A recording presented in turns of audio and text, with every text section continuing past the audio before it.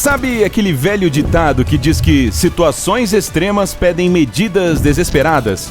Bem, isso descreve exatamente o que uma mulher teve que fazer, forçada por uma trágica circunstância. Mary Ann Bevan topou ostentar o título de mulher mais feia do mundo para que seus filhos tivessem o que comer. Como sempre acontece, a história dela começa de forma comum. Mary Ann Bevan Webster nasceu em Londres em 1874, em uma família grande com 7 filhos. Ela era uma menina linda, saudável e alegre. Assim que terminou seus estudos, começou a trabalhar como enfermeira e aos 29 anos se casou com um cara chamado Thomas Bevan. Eles tiveram 2 filhas e 2 filhos, e parecia que esse casal jovem tinha tudo para levar uma vida longa e feliz junto. No começo, os problemas de saúde de Mary Ann não pareciam ser sérios. A aliança de casamento dela começou a ficar um pouquinho apertada e o tamanho de calçado aumentou também. Mas era normal, dedos e pés inchados depois de ter filhos. Cansaço, dificuldade para dormir e dormência nas mãos. Tudo isso poderia acontecer também, já que ela trabalhava muito em casa cuidando de sua família. Por isso não deu muita atenção a esses primeiros sintomas. Levou algum tempo para que as mudanças nos traços faciais dela fossem notadas. O osso da testa, a mandíbula e o nariz tinham ficado mais largos, e os dentes ficaram mais espaçados. Inicialmente, os médicos não tinham ideia do que estava acontecendo com a mulher, mas, com o tempo, novos sintomas foram surgindo. As mãos e os pés ficaram grandes demais, o rosto estava mudando drasticamente, e a pele estava mais espessa e áspera, e a voz ficou mais profunda e rouca. Não havia um traço sequer da beleza que ela tinha antes, e sua saúde não estava nada boa. Dores nas articulações, visão ruim e enxaquecas se tornaram coisas corriqueiras para Mary Ann. O que essa pobre mulher tinha era uma enfermidade rara chamada acromegalia.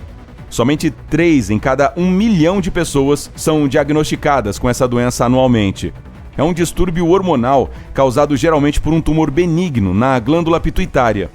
Essa estrutura pequenininha fica debaixo do cérebro e é responsável por excretar hormônios diferentes. Então, se houver um tumor atrapalhando o trabalho dela, isso pode liberar uma quantidade excessiva de hormônio de crescimento no corpo, causando um crescimento anormal de tecidos e ossos.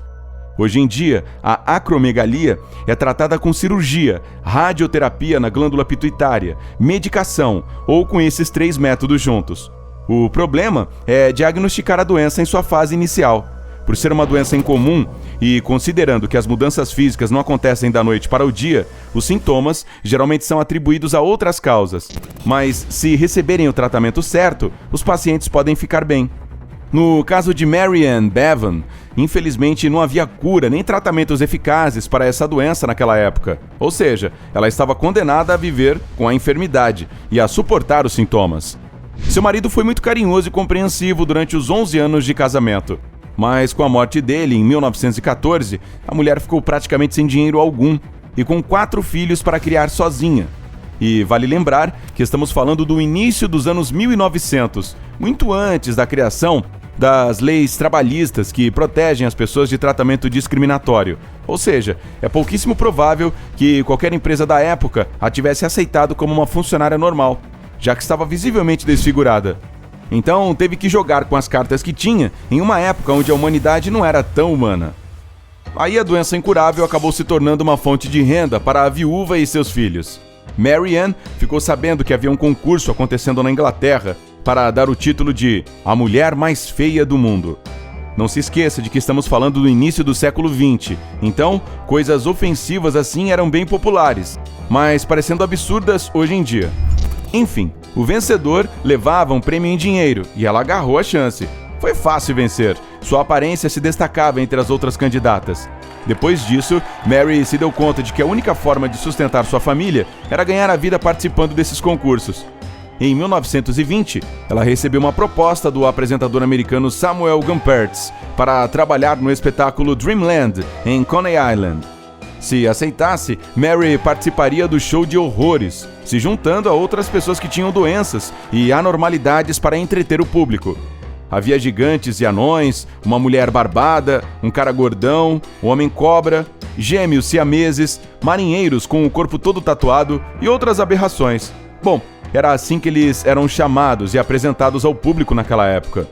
Por incrível que pareça, os shows de aberrações aconteciam desde o século XVI na Inglaterra, quando as pessoas com deformações físicas pararam de ser temidas e se tornaram objeto da curiosidade do público. E nessa curiosidade, os empresários viram uma oportunidade de ganhar dinheiro. Os apresentadores buscavam pessoas com traços bizarros ou assustadores e viajavam com elas por toda a Europa. E vendiam ingressos baratos para quem quisesse assistir aos shows. Em meados do século XIX, os shows de aberrações começaram a ganhar popularidade nos Estados Unidos. Eles até se tornaram uma espécie de passeio para a família inteira, inclusive para as crianças.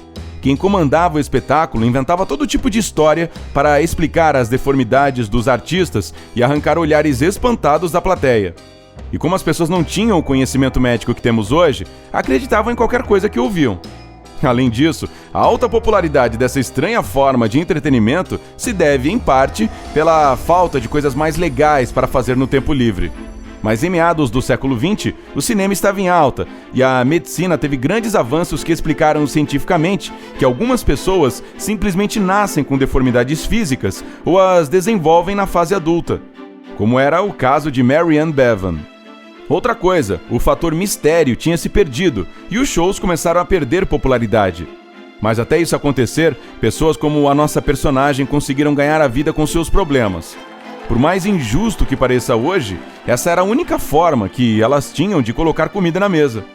Além do trabalho dela nos espetáculos, havia muitos cartões onde estava escrito "A mulher mais feia do mundo", com a foto de Mary Ann neles. Ela levou o título na esportiva e o carregou pelo resto da vida.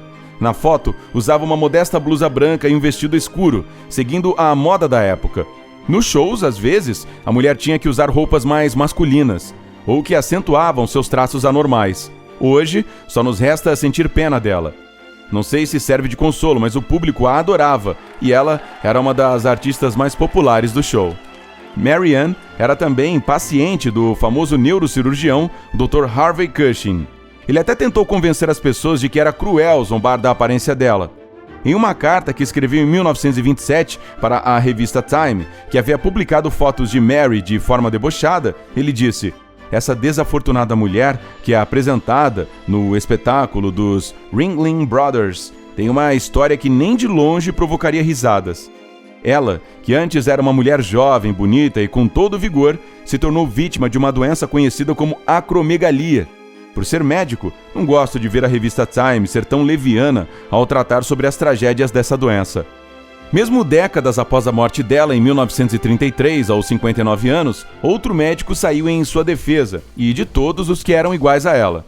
No começo dos anos 2000, uma importante empresa começou a vender cartões de expectativa versus realidade sobre encontros às cegas. Na foto da realidade, havia uma mulher feia com traços do rosto desfigurados. E quando o endocrinologista holandês Wouter de Herder os viu à venda, enquanto estava de férias no Reino Unido, ficou profundamente chocado. Ele reconheceu imediatamente a mulher da foto, já que tinha acabado de redigir um artigo sobre Mary Ann Bevan. E disse que era inaceitável fazer piada com aquela mulher que tinha sofrido de uma doença grave e que teve que passar o resto da vida sentindo dor. A empresa parou imediatamente de vender os cartões e expressou seu arrependimento sobre aquela situação toda. A história de Mary Ann Bevan é bastante triste, mas acho que vale a pena olhar o lado positivo também e perceber o quão melhores estamos quando o assunto é respeito mútuo e compaixão por nossos semelhantes. Você conhece outros exemplos de pessoas que deram o melhor de si mesmas em situações difíceis? Então compartilhe com a gente nos comentários. E se tiver aprendido alguma coisa nova hoje, curta esse vídeo e compartilhe com um amigo. Ei, espera aí! Nada de fechar o YouTube. Temos mais de 2.000 vídeos super legais esperando por você. É só escolher o da direita ou da esquerda, clicar e se divertir. Junte-se a nós no lado incrível da vida.